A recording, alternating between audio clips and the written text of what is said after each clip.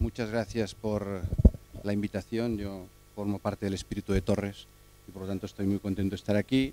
He venido en condición de mi otra vida y ahora vengo en condición de esta nueva vida. Y los que hayan seguido un poco la trayectoria de estos años aquí verán que sigo con el mismo discurso aunque haya cambiado de vida. Y por lo tanto, seguramente por eso estoy en el Gobierno de Cataluña y no por otra razón.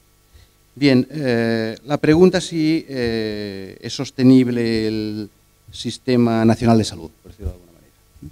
Yo creo que no solo es sostenible, sino que para que sea sostenible debemos hacerlo sostenible. Nosotros como Gobierno y yo personalmente, para mí el reto es mantener un sistema sanitario público inspirado en los modelos nacionales de salud y tal como contempla nuestra Constitución y como contempla la Ley General de Sanidad. Pero ¿quién debemos hacerlo sostenible? ¿Solo los políticos o debemos hacerlo sostenible los políticos, los sindicatos, los ciudadanos? Yo creo que es una obligación de todos. En segundo lugar, ¿cómo debemos hacerlo sostenible? Debemos hacerlo sostenible, yo me referiré a tres dimensiones de cómo hacerlo sostenible. ¿Dónde se debe hacer sostenible? Por descontado, en un modelo descentralizado como el nuestro, debe ser sostenible en cada una de las comunidades autónomas, de acuerdo con un modelo de gobierno del conjunto del Sistema Nacional de Salud que se base en los principios de la buena gobernanza, es decir, la participación, la transparencia y la rendición de cuentas. Creo que nosotros debemos abordar, digamos, tres dimensiones de la sostenibilidad del sistema sanitario. La sostenibilidad hoy, en economía de guerra, que requiere un cierto análisis y una cierta, digamos, acuerdo general en cómo deben ser las cosas y cómo deben transcurrir las cosas y explicárselo bien a los ciudadanos. Nosotros tenemos como obligación, cualquier gobierno tiene como obligación, si hablamos en términos de atención sanitaria y de salud, hacer que los ciudadanos vivan más años y esos años sean más saludables. Eso es nuestro único objetivo. A partir de ahí, ¿cómo llegamos? Pues llegaremos a través de un modelo organizativo y un modelo de prestación de servicios que determina el gasto sanitario. ¿Cuáles son los tres elementos que determinan el gasto sanitario? El primero, la población. Elemento a tener presente, especialmente en un sistema que no queremos que renuncie a su universalidad.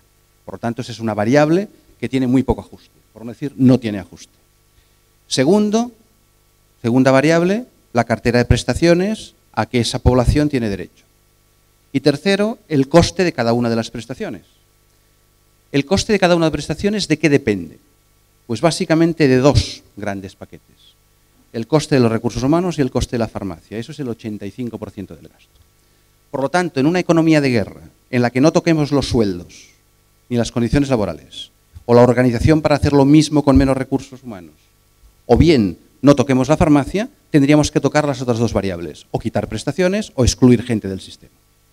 Por lo tanto, lo que hemos hecho en Cataluña ha sido actuar en economía de guerra sobre los dos factores que condicionan el gasto de las prestaciones, recursos humanos y farmacia.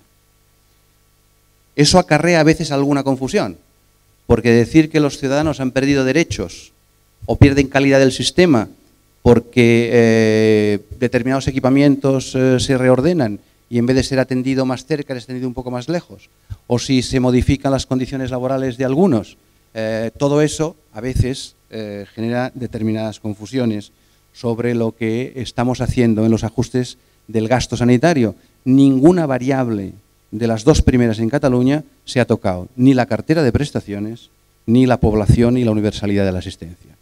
Hemos tocado, como dijimos en su momento, en el primer mes del año 2011, salarios, condiciones, organizaciones y gasto farmacéutico. No solo aplicando los decretos que el Gobierno del Estado planteaba de reducción de los precios de la farmacia, sino además haciendo una política, como hemos hecho creo todos los consejeros, de coste-fidelidad de lo que se prescribe y de utilización del genérico, aumentando el porcentaje sobre el total de la medicación. Por lo tanto, esos son en economía de guerra lo que hemos tenido que hacer y creemos que es lo que había que hacer para poder mantener un sistema universal, equitativo y tal como nosotros creemos que tiene que ser nuestro Sistema Nacional de Salud. A partir de aquí, tenemos que valorar también que alguna actuación sobre la financiación de ese gasto sanitario hay que hacer respecto a los ingresos. Y creo que respecto a los ingresos se han hecho algunas actuaciones, algunas de ellas que son más acciones sobre los ingresos que no sobre la farmacia, pero que en el fondo actúan sobre la farmacia en términos de consumo y actúan a la vez como ingresos en el sistema. Sí que es cierto que estas son las soluciones de economía de guerra, porque sabemos todos en el fondo que las soluciones para hacer sostenible un sistema nacional de salud que pretende que los ciudadanos vivan más años y una vida más saludable no pasan seguramente por el modelo sanitario del siglo XX y seguramente tenemos que abordar un modelo sanitario en el siglo XXI diferente. ¿Qué quiero decir con eso? Quiero decir que abordando esa segunda dimensión, dicho primera dimensión, sostenibilidad en tiempos de guerra, segunda dimensión, ir diseñando cuál es la financiación necesaria de nuestro Sistema Nacional de Salud y creyendo que nuestra financiación tiene que ser acorde con nuestro PIB y acorde con el déficit que con nuestro PIB podamos hacer. Y por lo tanto, no podemos hacernos la trampa de ir más allá de nuestro PIB y el déficit que podemos hacer a la hora de sufragar el gasto sanitario. Y tampoco tenemos que ir cuestionando ni universalidad ni determinada cartera universal simplemente porque nuestro PIB no llegue para tenerlo, por lo tanto tenemos que ser más rigurosos en el tema de los costes de las prestaciones y no ser rigurosos o tan rigurosos en la cartera y en la población. Eso significa que tenemos que reinvertir la dirección de las energías sin salir del punto en el que estamos en estos momentos. ¿Yo qué quiero decir con eso? Tenemos que tener una atención sanitaria pública y un modelo sanitario público donde la noticia no sea hacer más trasplantes este año que el año pasado, sino tener que hacer menos trasplantes porque tenemos menos demanda y menos necesidades.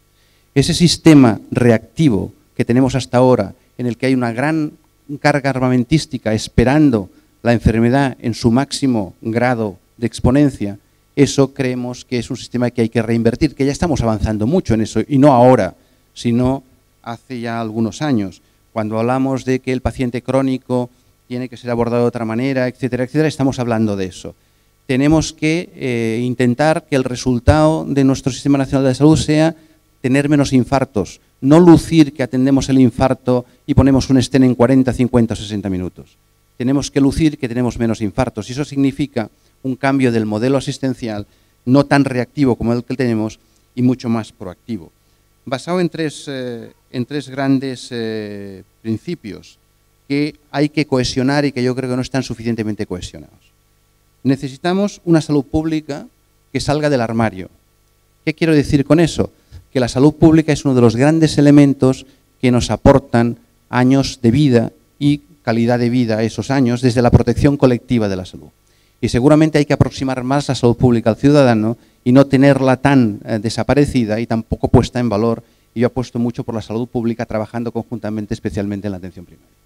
La salud pública tiene que ser vista por el ciudadano como una prestación más, no como alguien que controla el agua, los alimentos, etcétera, etcétera, como una autoridad. Sino la salud pública no tiene que ser una autoridad, debe serlo, pero además tiene que ser un servicio percibido por los ciudadanos en ese sentido. Necesitamos mantener nuestra atención sanitaria desde el punto de vista cualitativo y de resultados que tenemos en estos momentos.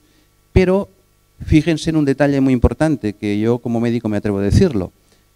Curamos menos enfermedades que vidas salvamos, que es diferente.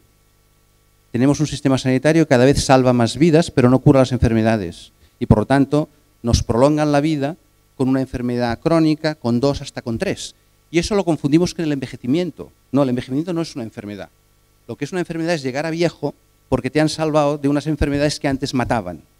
Y por lo tanto, nuestra incidencia sobre la salud de los ciudadanos tiene que ir mucho más en apoyar la tercera gran columna, que es la investigación y el desarrollo, en el sentido de que la investigación no solo se oriente a mayor capacidad resolutiva, sino que la investigación también se oriente a más capacidad curativa. Fíjense que desde las enfermedades infecciosas yo diría que no hemos curado ninguna enfermedad, que lo que sí que hemos conseguido es paliar las consecuencias de esa enfermedad.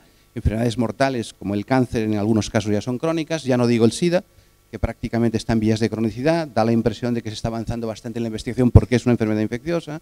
En principio todo eso lleva a replantearnos la medicina y la atención sanitaria pública en el siglo XXI.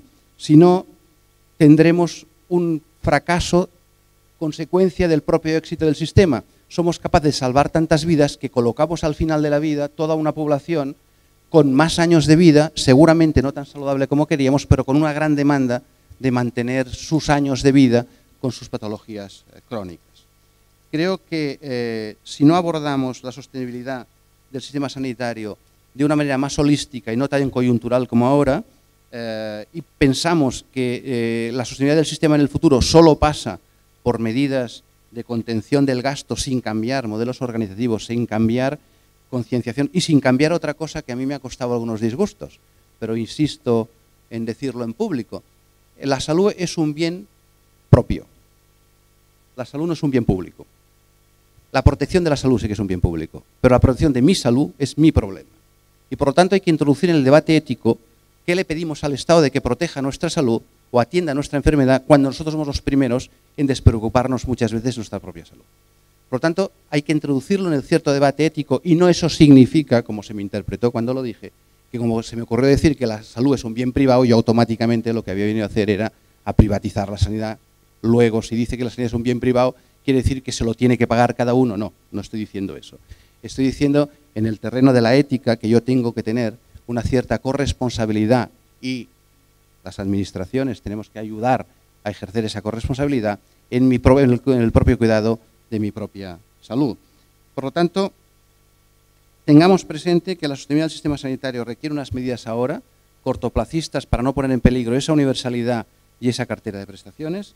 Y en segundo lugar, requiere un replanteamiento de determinadas reformas que están escritas desde hace muchos años, pero por las razones que sea, que normalmente son el que al final llegaba el dinero, aunque fuera por vía del endeudamiento, para que no hiciéramos determinados cambios estructurales o determinadas reformas que comportaban conflictividad social, ahora no tenemos esa posibilidad de ahorrarnos las medidas necesarias y no nos queda más remedio que tener una cierta valentía de abordar las cuestiones en general. Y estoy diciendo no solo las cuestiones más duras de los ajustes, que son aquellas que afectan a los profesionales y a sus condiciones, sino que tenemos que ir a cambios organizativos y en ese sentido de atención médica y esa cultura de la ciudadanía.